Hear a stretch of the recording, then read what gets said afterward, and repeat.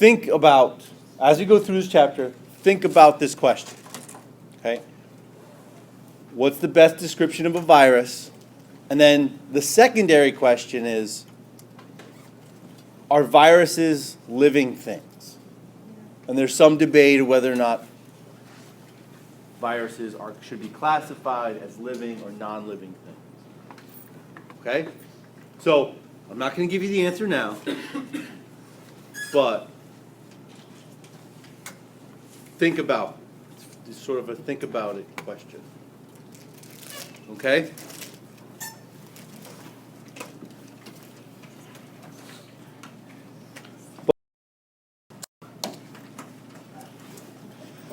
This will give you an idea of what a virus is. And so a virus. What do we know about viruses? All right, they cause disease. They are what? Parasitic. Okay, they can be classified as parasitic. What else? Okay. Disease causing. Some of them. Most of them. Abby? They need a host. So that talks to Emily's point of being parasitic. So they need a host. What else? Huh? You know how to draw that. All right, so say they have a distinct shape. All right, distinct shape. So a virus is infectious. We'll call it a particle for now because we don't really know what its structure is. All right? Does it have a genome? Yes or no? Yes, it does. Okay? So, viruses, as the book explains, live what's called a borrowed life. Right? So, speaking to Emily's point about being parasitic, right? They need a host. Right? They live outside, or at least they exist outside of their host. Right? Someone has a common cold, sneezes into his hand, wipes it on the table, walks away. It's kind of gross by itself, right? But he touches the doorknob and walks away. Okay? You come by, you touch the doorknob, you pick up, and then you brush your nose, boom. Now you have the virus. The virus has been transferred from one individual to another. But in between being in one individual to the next, it's living in space. Okay? Not necessarily, what's it doing in space? Just kind of hanging out there, right? Is it reproducing?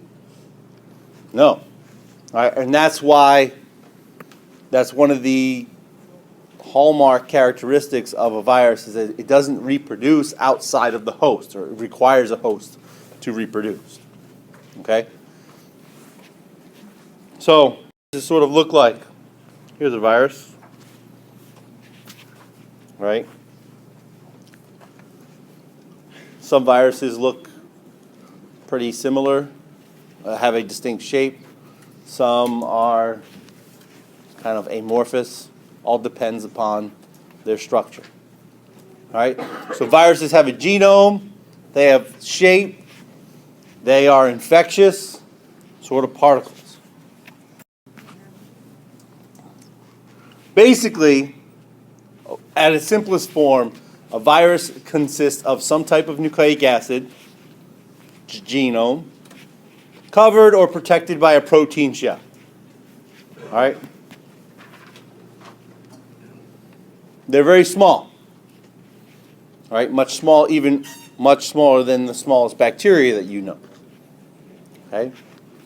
So, they can only be seen by the best microscope. Some viruses can be crystallized. Right? But here's the defining characteristics. Viruses are not cells. Right? But basically, they are some type of infectious particle consisting of a RNA or DNA genome that's encased by a protein shell. All right? So, if we were to draw a little virus here, right, here's your genome, whether it be single-stranded or double-stranded, of the virus, and then you can draw any type of protein shell that you want to draw. Right? So, typical known structure of a virus. All right? What does a viral genome consist of?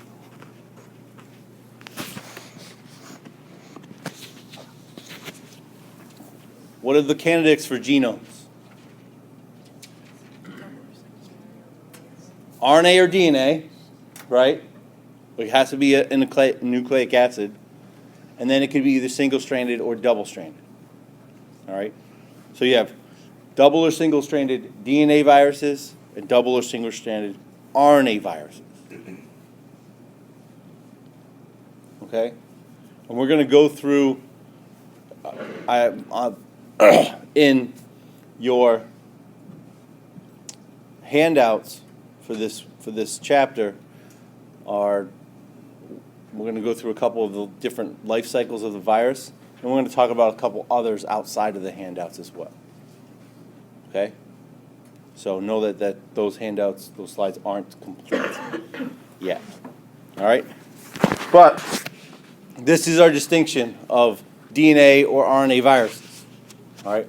And if it's an RNA virus, it can also be what's called a retrovirus, which means what? Give me an example of a retrovirus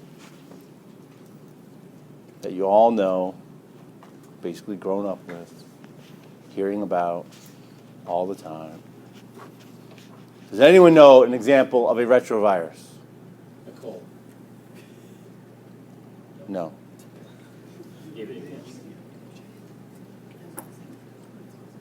What? Come on. HIV. Human immunodeficiency virus is a retrovirus. Okay, and we're going to go over the life cycle of HIV and sort of its importance in terms of human health and research. All right?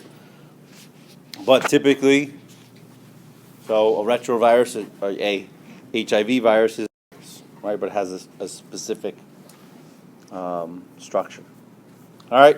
So let's get into the structure of a virus. So that protein shell or that protein coat is what's called the capsid. Okay? It's made up of protein. It's important for the interaction of the virus with its host, with the cells of its host. Okay? Protection of the viral genome and interaction with the host as it, right? They're what we call multimeric subunit proteins, meaning they're made up of subunits. All right, so a capsid is a multimeric. It's a collection of smaller subunits called capsomeres, put together so that it encloses the viral genome. It wraps around. All right. Caps can have various structures. I showed you one. So this dodecahedron structure, right? Kind of looks like that. All right, they have adenovirus, has a different kind of structure, a little more involved. Right, and then you have a bunch of other ones. Capsid, doesn't matter just how the capsomeres come together. All right, here's sort of an idea of what they look like.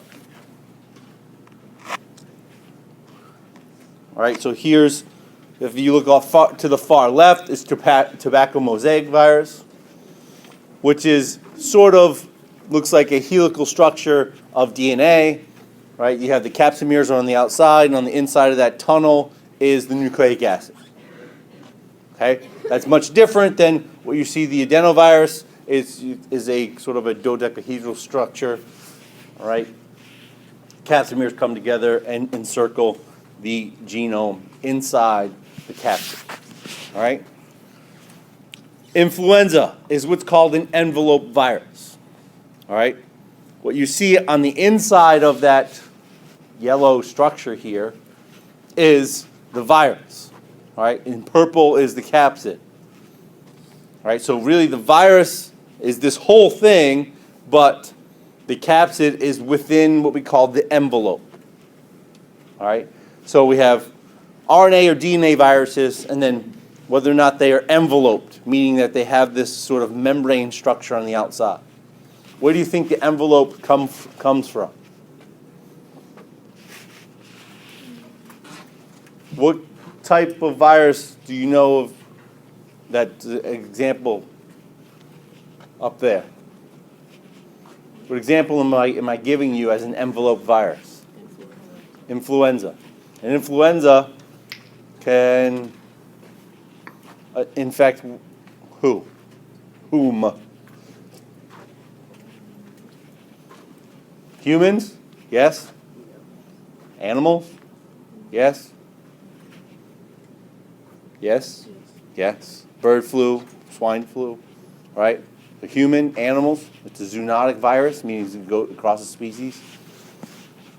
So, envelopes of viruses are actually parts of the cell membrane coming from host cells.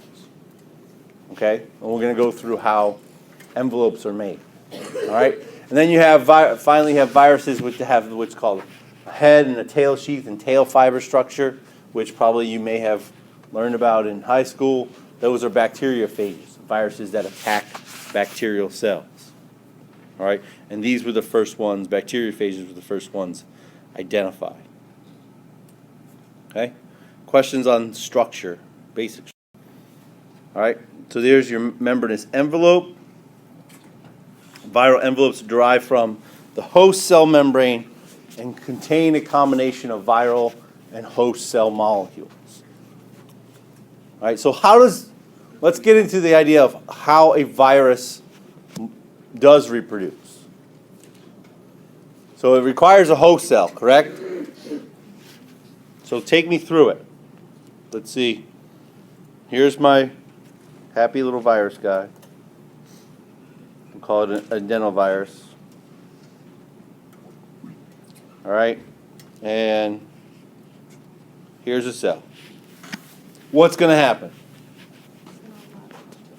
How is it going to latch onto the cell? So it's going to interact, right? Somehow.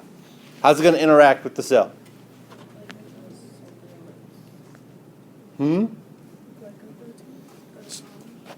glycoproteins on what? The virus. On the virus. So you're talking about these capsomer proteins. Some type, we also forgot a little genome in here. Okay. So proteins of the outer capsid or envelope interact with what? They interact with cell membrane proteins. Is that a specific interaction? Yes or no? Ben first went, then went. You have no idea, do you? Okay. Do you think it's a specific interaction?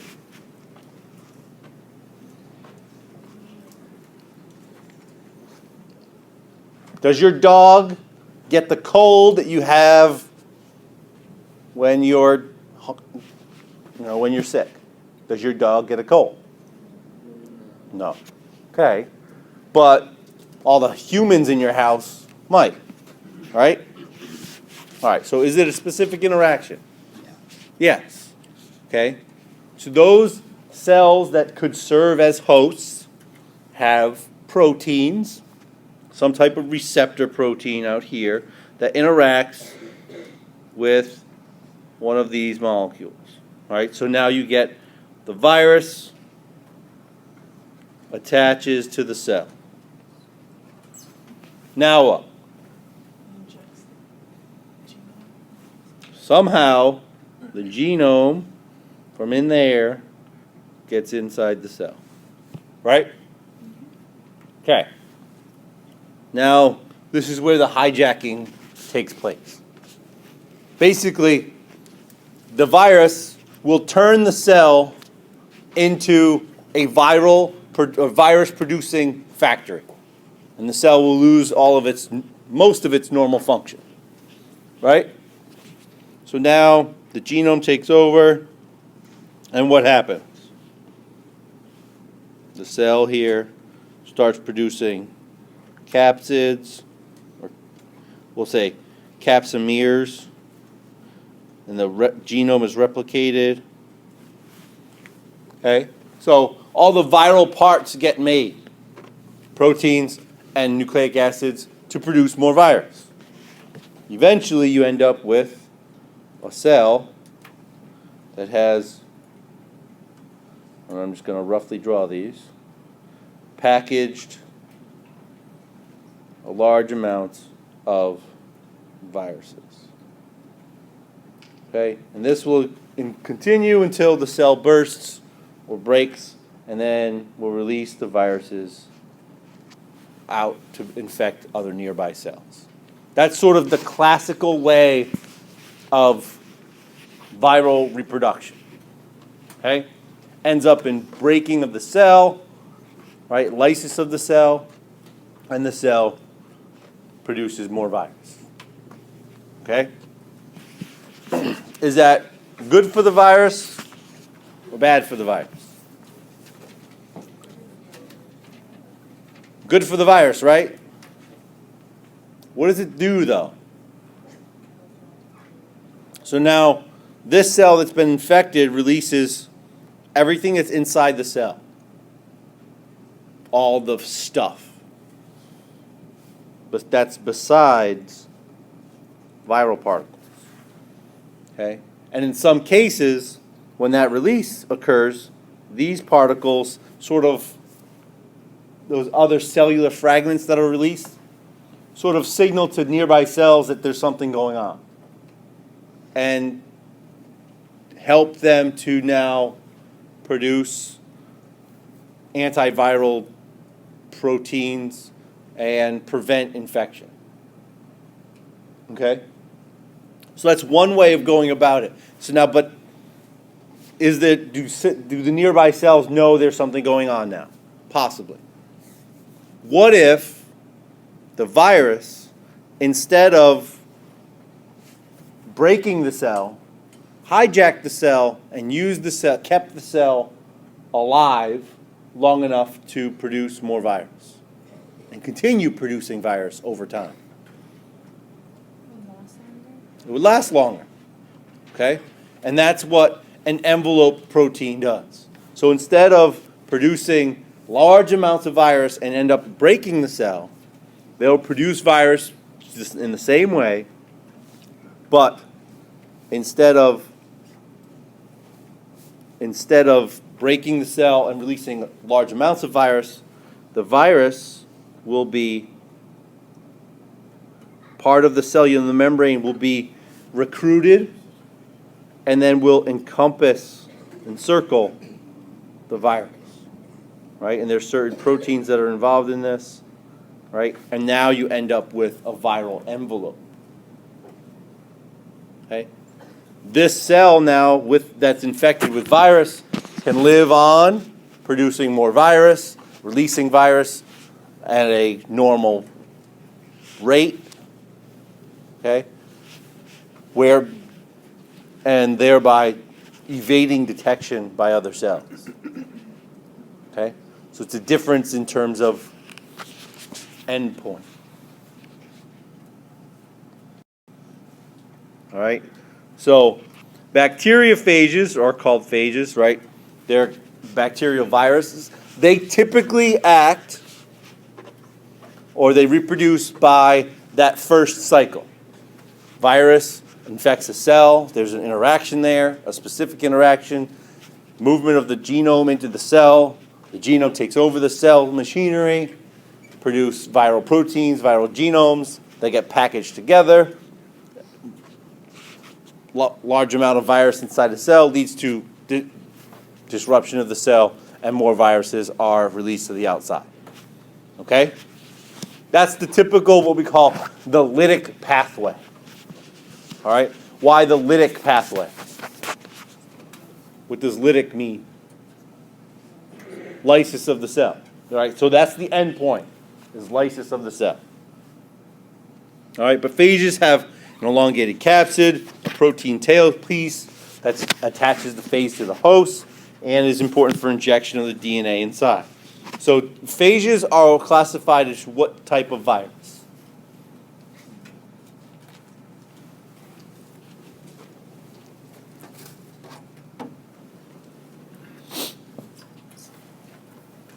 What virus would be classified, or bacteriophage would be classified by what type?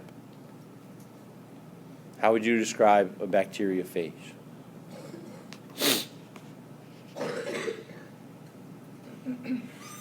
What's its genome? DNA. It's a DNA virus. All right, so that's the first sort of classification. If we were to draw a dichotomous key for this, we could. I just tied it in lab. Yeah, I know. All right? But viruses only replicate in host cells. They are obligate intracellular parasites. So they don't reproduce on their own. Okay? They need a host cell. All right? And each virus has what's called a host range. So we've talked about that. We mentioned that specific interaction. A virus can interact with certain proteins on the cell surface. If those proteins are not present, then there's no interaction. That defines a virus's host range. What cells, what animals, organisms the virus can interact with and infect. Right? So there's a limited number. But the idea is the same. Interaction on the cell surface, genome gets into the cell, and now that cell is destined to become a viral factory of some sort. All right? The virus is simple. It's a protein with nucleic acids, right? But what do we know about transcription, translation, gene expression that's necessary for the virus to produce more protein and more copies of the genome? What does a virus not have that it needs? So it needs ribosomes. It needs DNA polymerase to replicate DNA. It needs RNA polymerase to transcribe genes. Okay? Where does it find that? In the cell. So it takes over, sort of hijacks the entire cellular machinery. Okay? And uses the enzymes, proteins available to it to produce all the viral proteins, genomes that are necessary. All right, proteins are made, they self-assemble into viruses themselves, all right, and then they exit the host cell, usually damaging or destroying the cell, but we'll go over it a little bit. All right, so here's your typical virus pathway. All right, so DNA virus, there's a capsid. Okay, in some cases, there's not an injection of DNA. There's what's called uncoating, an entry that the capsid is removed and by some means, and the genome gets into the cytoplasm of the cell, eventually making its way to the nucleus. Okay?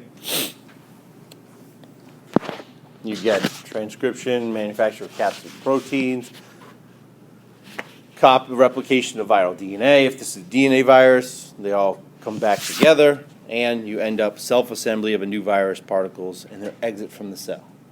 Pretty typical reproduction of a virus. And this is, in this case, a DNA virus. All right? So we're going to look at phages, and I've already outlined the idea of the lytic phage, of the lytic cycle of bacteriophage. All right? And they are the best understood of all viruses because they've been around for so long, well researched. They can be studied because they infect bacteria, which grow really fast, et cetera, et cetera. All right? But we've talked about or mentioned the lytic cycle, all right, which we'll go through again, is the typical sort of viral pathway, reproductive pathway. But there's also another way that this occurs, which is the lysogenic cycle. I want to talk about that as well. All right, so the lytic pathway. All right, it's a replicative cycle that culminates in the death of the whole cell through lysis. All right, produce new phages by attachment, injection of the DNA, replication or the production of viral proteins, assembly of viruses, and then eventually lysis of the cell to release viruses to the out, right? A phage that only reproduces through the lytic cycle is called a virulent phage, okay? A lot of phages only reproduce in this fashion, all right? Lambda phage is an example, all right? But some viruses can reproduce by the lysogenic cycle. If it can, it has the ability to reproduce through the lysogenic cycle, right? It is called a temperate phage, right? And we'll get to that in a second, all right?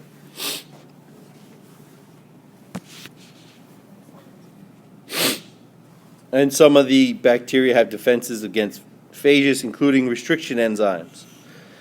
Why would restriction enzymes that recognize and cut up DNA be a defense against viruses? If they're DNA viruses, then when they release the DNA, it'll get broken up. All right, so those enzymes that are present, the genome comes in, it's recognized, it'll cut up the DNA and prevent it from being replicated and taking over the cell.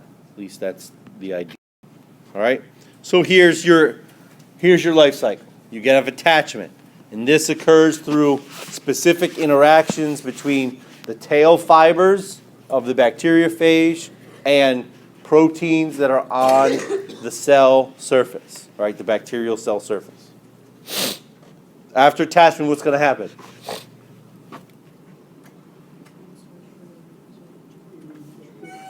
All right, injection, all right, entry of phage and DNA, right, and it's been shown through scanning electron micrographs and using specific imaging techniques of how this actually occurs.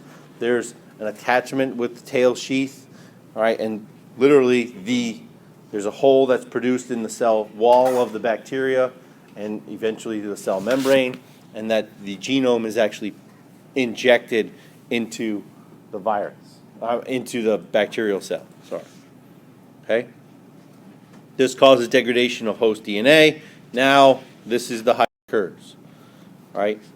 The viral genome now is the only thing that's available for transcription, translation. Viral proteins are produced. Viral genomes are replicated, right?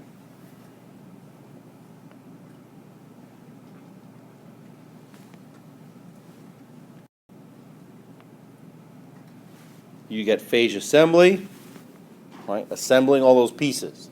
The capsid, right? Protein is encompassing the viral genome, protecting it.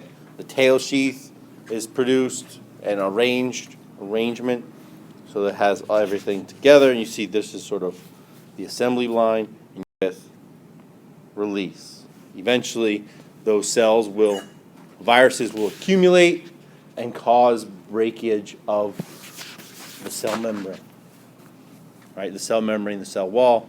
Those viruses are released and will go and infect other cells. Questions on the lytic cycle, right? That is the typical process of reproduction of viruses, all right? But in some cases, atypical phase, and this is called the lysogenic cycle. All right, phages can use both. Phages that can use both the lytic and the lysogenic cycle are called temperate phages. All right, in this case, the genome that's injected into the bacterial cell does not immediately hijack the cell at once. Instead, that genome gets incorporated, the viral genome gets incorporated into the host DNA and stays there. Okay?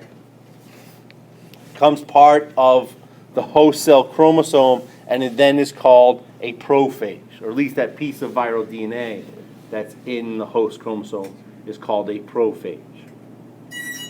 So what's going to happen with the cell, a bacterial cell that has been infected by a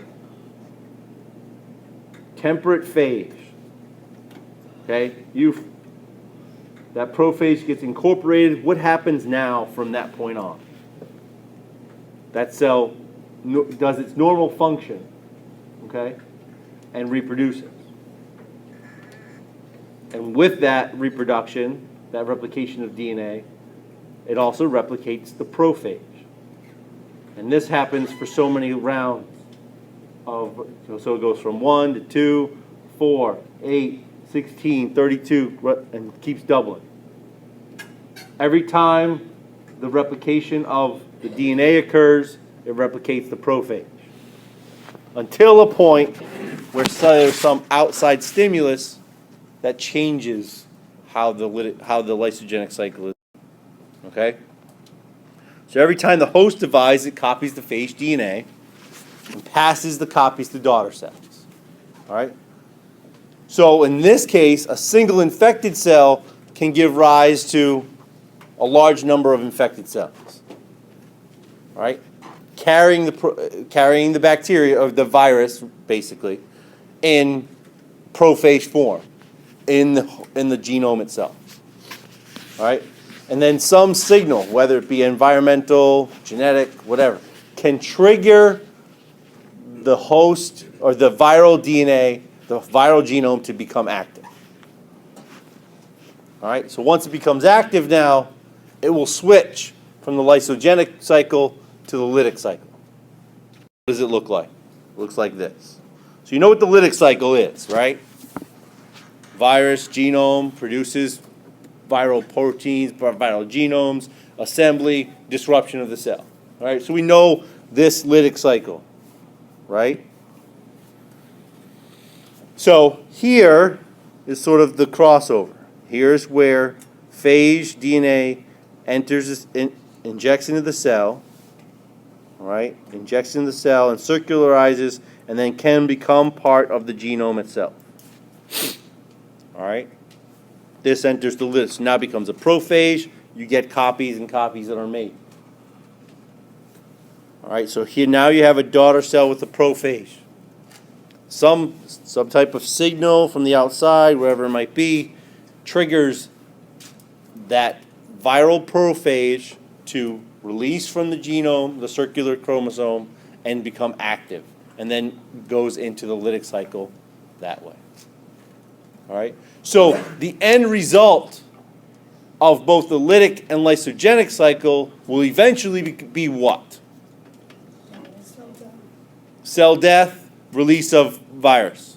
Okay? It's just a matter of, is there an intermediate cycle? Is there an intermediate portion where the viral genome is copied along with the host cell genome for a period of generations and so on?